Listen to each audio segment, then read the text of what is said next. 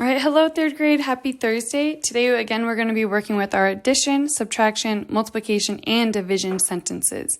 Now we're going to have to fill in the blank and complete these sentences.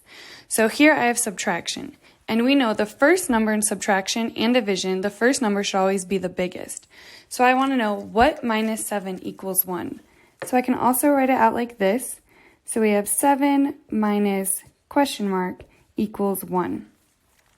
Now to help with this, I'm going to take the 1 and the 7 and I'm going to add them together to get a total. So 7 plus 1 is 8. Oh, I can't see. Okay, so 7 plus 1 is 8. So I know the blank has to be 8. So then I check my answer. 8 minus 7 equals 1. So for this one, if the blank is in the first, I'm going to add these two together to figure out what's going to be the big number. Because for subtraction, the first number is always the biggest. So 8 minus 7, if I have 8 and I take away 7, 1, 2, 3, 4, 5, 6, 7, I'm left with one finger and our answer is 1. Oh, so now we're going with our multiplication. So now I have to see 12 times what gives me the total of 24. So how many times do I have to skip count by 12 till I get to the answer 24? So I'm going to go 12, 24. So only 2 times, 2 fingers. So my answer is 2. And now we're going to practice with our division. I have 42 divided by blank equals 7. So what I'm going to do is look over here. I'm going to say 7 times what equals 42. You can rewrite it just like this. So now I'm going to see how many times do I have to skip count by 7 till I get to 42. So I can write it out here. 7, 14, 21, 28, 35, 42. So I wrote it out, and now I'm going to see how many times did I skip count.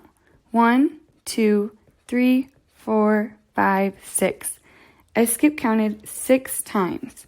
So 42 divided by 6 equals 7. And I rewrote it, and I remember our first number in our division is always our total. So I can always rewrite it like this to figure out our answers if working with multiplication helps us. And then our last one is addition.